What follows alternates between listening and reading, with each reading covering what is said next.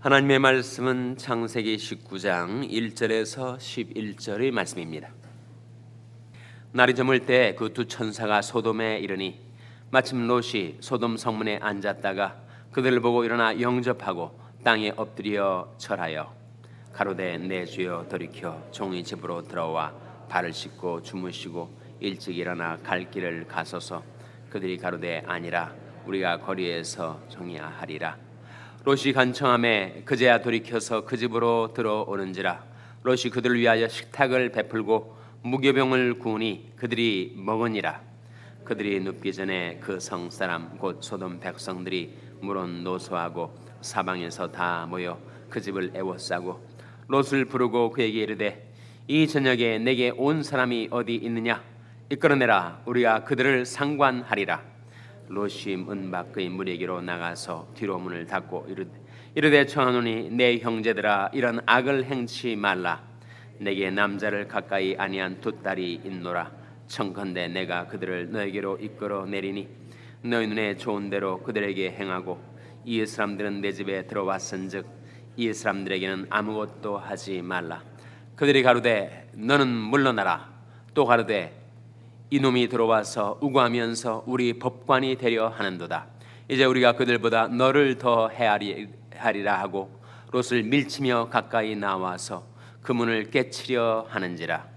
그 사람들이 손을 내밀어 롯을 집으로 끌어들이고 문을 닫으며 다 같이 읽으시겠습니다. 문 밖의 무리로 물은 대소하고 그 눈을 어둡게 하니 그들이 문을 찾느라고 곤비하였더라. 아멘.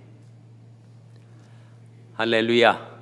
서로에게 평강이 복을 기원하는 마음으로 샬롬 인사 나누시기 바랍니다. 샬롬. 샬롬. 오늘도 금요 새벽 기도에 잘 나오셨습니다. 오늘 본 말씀은 소돔성의 패망의 이유, 소돔성의 멸망의 과정을 보여주는 말씀입니다. 소돔성이 왜 멸망하였던가? 어제 우리가 찾아본 에스겔서 16장 49절에 따르면 교만함과 식물의 풍족함과 태평함으로 그들이 가난하고 궁핍한 자를 돌아보지 아니하였기 때문이다 하는 말씀을 우리가 대했었죠. 물질적으로는 풍부했습니다.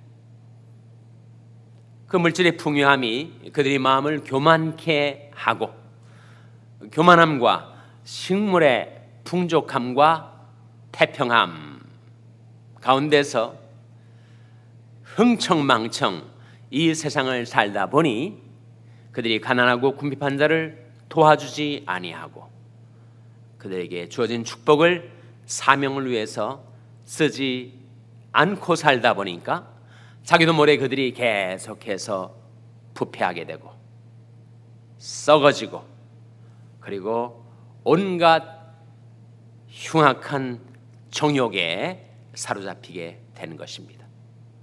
그래서 소돔성의 성적인 문란과 타락은 극에 달하게 된 것입니다.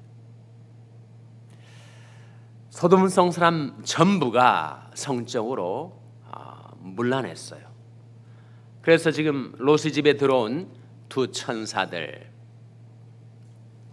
그 천사들을 보고 사람들이 우르르 때로 모여들게 됐는데 그 어떤 사람들인가, 그 연령이 어떠한가 4절 말씀에 나오죠. 4절 말씀 같이 읽겠습니다. 시작. 그들이 눕기 전에 그 성사람 곧 소돔 백성들이 물은 노소하고 사방에서 다 모여 그 집을 애워싸고. 소돔 백성들이 물은 노소하고 연령에 상관없이 모든 사람들이 다 모여서 이 롯 집에 우거하게 된 그 두 사람을 끌어내라. 우리가 상관하겠다. 5절에 나온 말씀이죠. 5절 말씀 같이 읽겠습니다. 시작.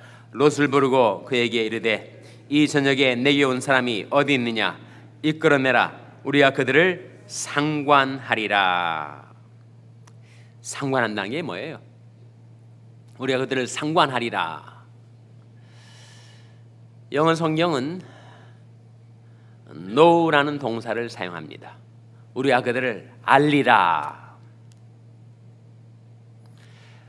히브리어는 야다라는 동사인데, 히브리어로 야다는 to know by experience, 경험을 통해서 알다라는 뜻이고, 그 의미는 바로 성관계를 뜻합니다.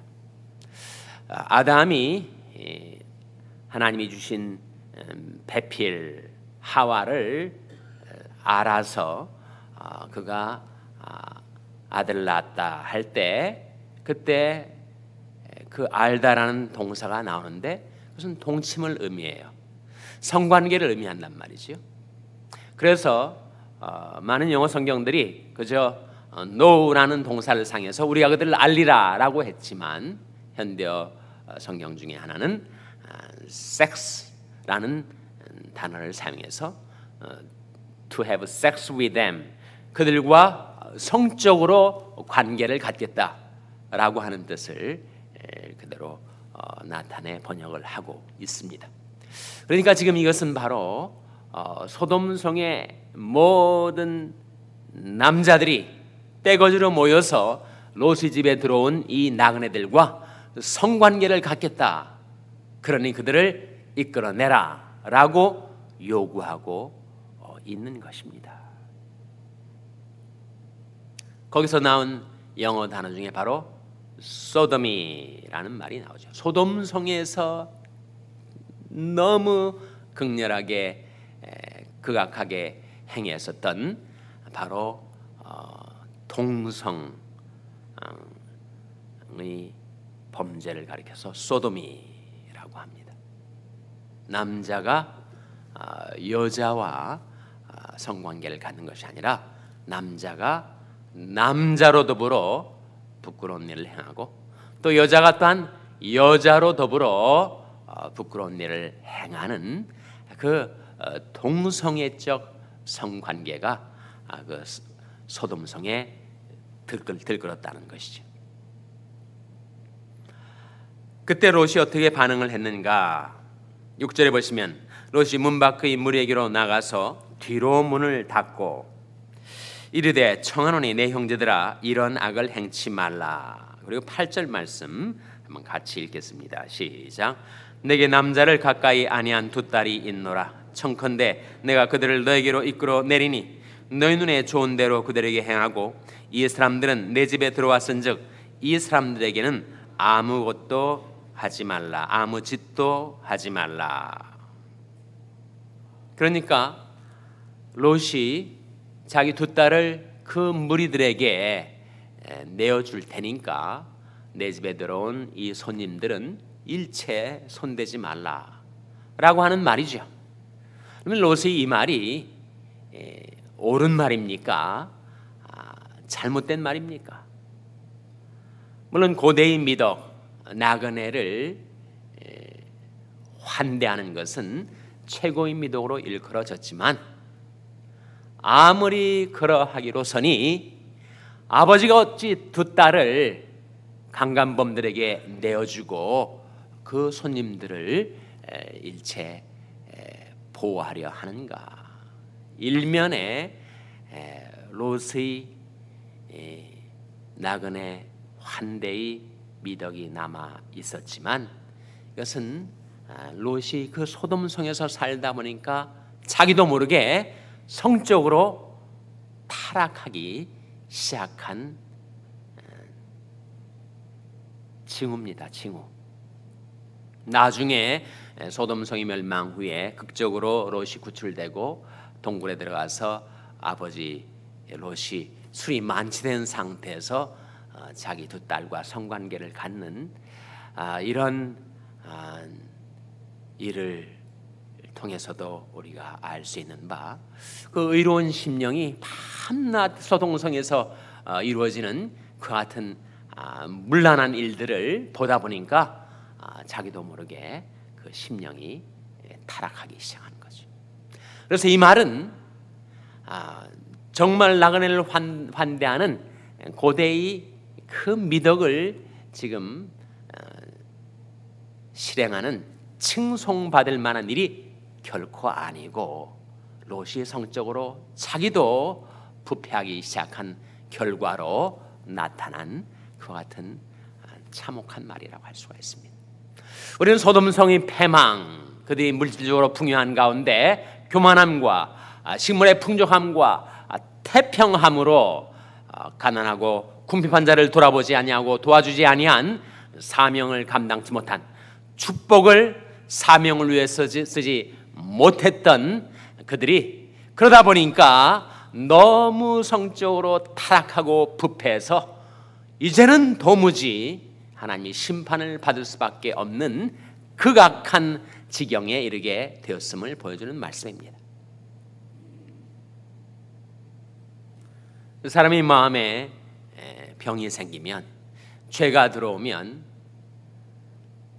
성적으로 정욕에 사로잡혀서 문란해지기 시작을 하면 한 남자와 한 여자, 하나님께서 신성한 결혼 관계 속에서 주어진 고귀한 선물 성을 남용하고 오용하기 시작하면서 그것이 간음으로 번져간다고 하죠. 그래서 자기 배우자 아닌 가정 밖의 이성과 관계를 가지려 하는 욕망에 사로잡히게 된다는 거예요. 근데 그것이 더 심해지면 어떻게 되는가? 그 간음과 음란이 더 심해지면 동성애로 발전을 한다고 해요. 소돔성이 그랬을 뿐만 아니라 로마의 패망 중에, 로마가 외침에 의해서 패망을 당했다기보다는 내부적으로 너무 부패해가지고 나중에 썩어져 무너졌습니다. 근데 바로 그 로마를 향해서 쓴 로마서 1장 26절 27절에 보면 바로 로마의 극악한 성적인 타락상을 보여주는 바울의 말씀이 나오는데, 로마서 1장 26절 27절 한번 보시기 바랍니다. 로마서 1장 26절 27절. 로마서 1장 26절 27절은 신약성경 239면입니다. 신약성경 239면.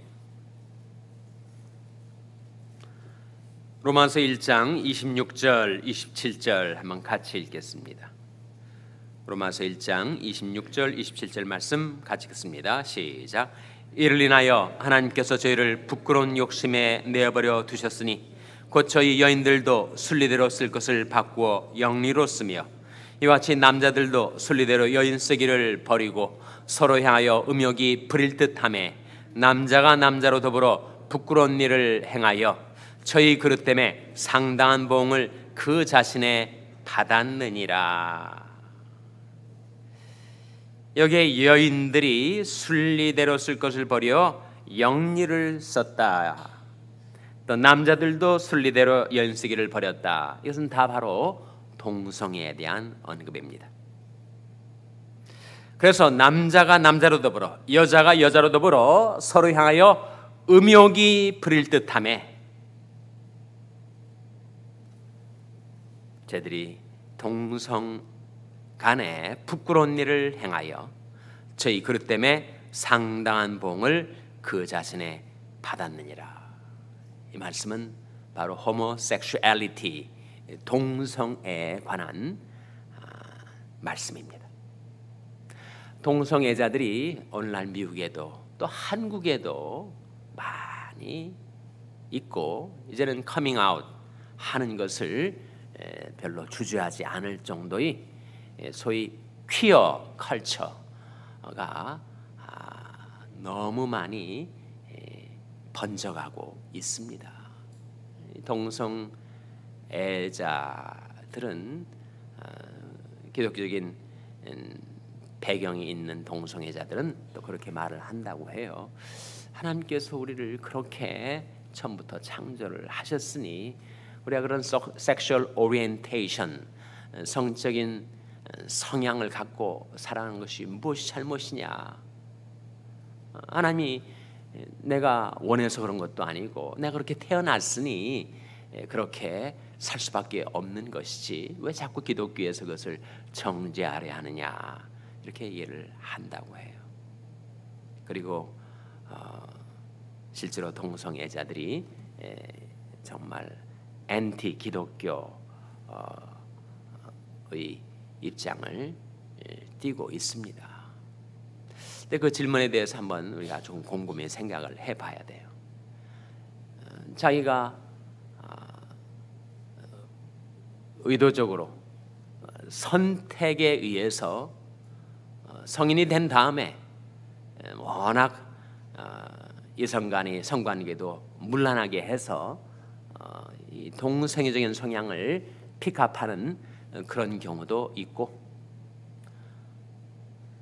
정말 어릴 때부터 이상하게 동성애적인 성향을 느껴서 정말 그 말대로 자기는 태어날 때부터 동성애적인 성향을 가진 사람들도 있을 수 있겠죠.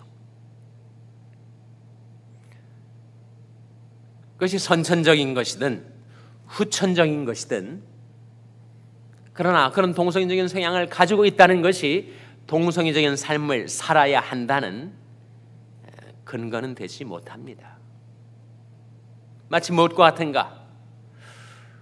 우리가 다 하나님 앞에서 죄인들이었는데, 용서받은 죄인이죠. 지금도 죄인인데 내가 성인이 돼서 내 의지를 사용해가지고 아주 흉악한 죄를 짓는 그런 라이프 스타일을 갖게 되는 경우도 있고,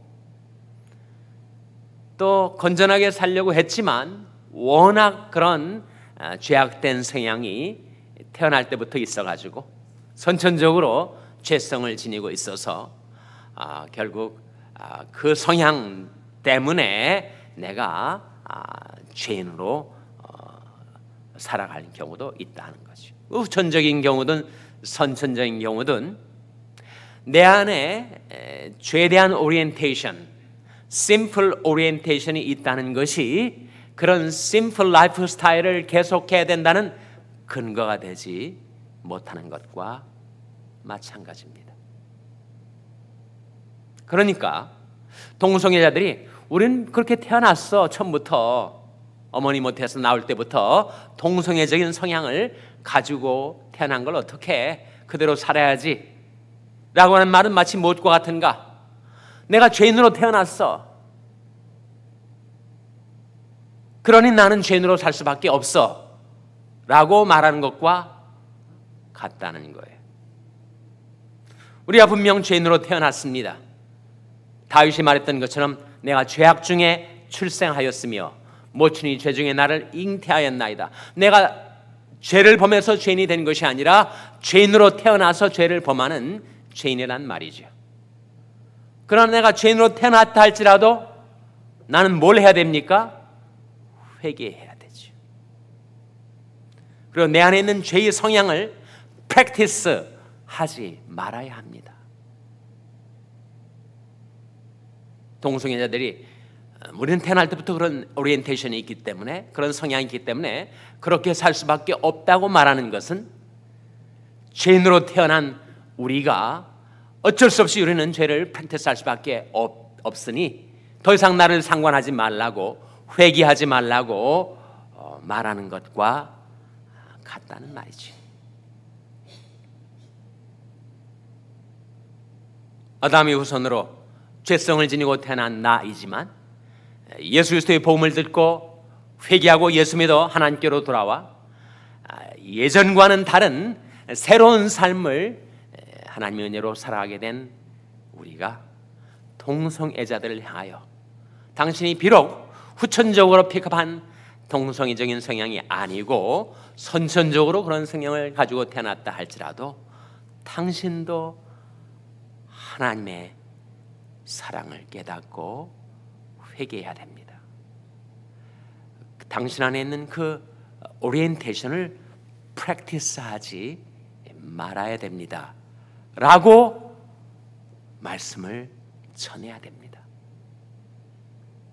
그들을 인격적으로 존중해 주고 그들이 겪고 있는 스트러글을 우리가 가슴 아파해서 그들을 치유해야 하겠지만 그들의 삶을 권장하고 조장하고 방조하는 것은 우리가 행해야 할 일이 아니죠.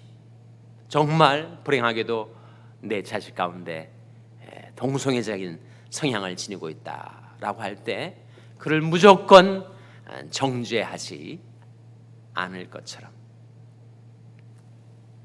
우리 가까운 친지 가운데 이웃 가운데 동성애로 괴로워하고 고민하고 스트러글 하는 사람이 있을 때 우리는 그를 긍휼로 받아주고 그가 그 동성애적인 성향을 프랙티스하지 않을 수 있도록 도와줘야 합니다.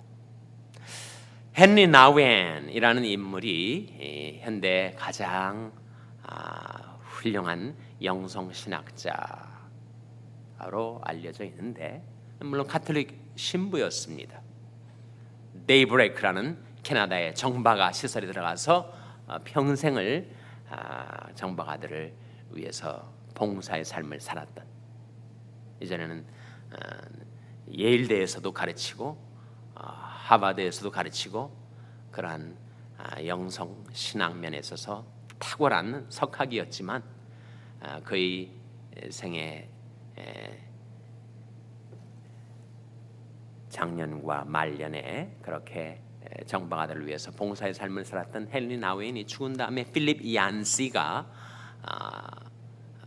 그 헨리 나우엔의 비밀을 한번 공개한 적이 있는데 헨리 나우엔도 동성애적인 성향을 지니고 있었던 사람이었다고 해요.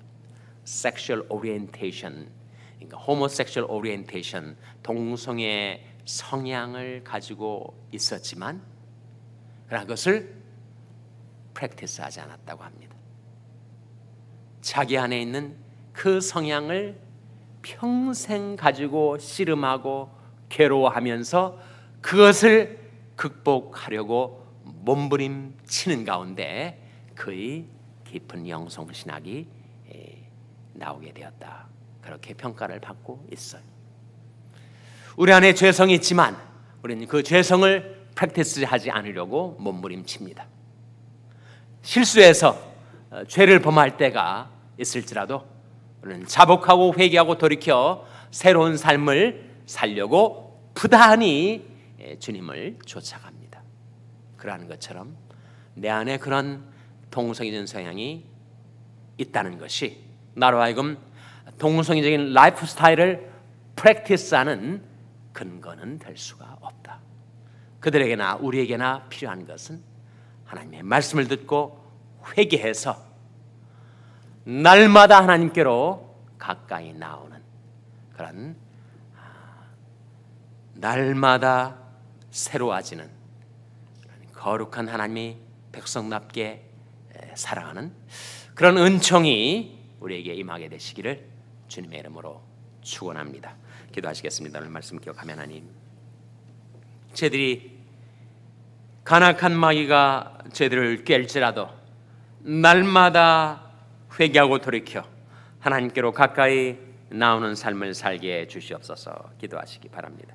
우리 자녀들을 위해서 기도할 하나님, 저희 자녀들이 여러 가지 세상 유혹에 직면할 때마다 하나님의 말씀을 따라 돌이켜 하나님께로 가까이 나오는 자녀들 되게 해 주시옵소서.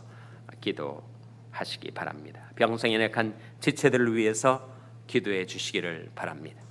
하나님께서 그들과 권능의 손으로 고쳐주시고 회복시켜달라고 기도해 주시기 바랍니다. 우리 샬롬교회를 위해서 기도할 하나님, 저희 샬롬교회가 죄 많고 음란한 세대 가운데서 하나님의 거룩한 교회로 우뚝 서게 해 주시옵소서. 위하여 기도해 주시기 바랍니다. 여러분의 생업을 위해서 기도하시고 푸른 초장의 집 사역을 위해서 기도해 주시기 바랍니다. 교육관 건립을 위해서 기도해 주시기를 바랍니다. 하나님이 아침 하나님 앞에 나온 죄들을 성령으로 충만케 하여 주시옵소서. 이런 제목들로 우리 합심해서 기도하겠습니다.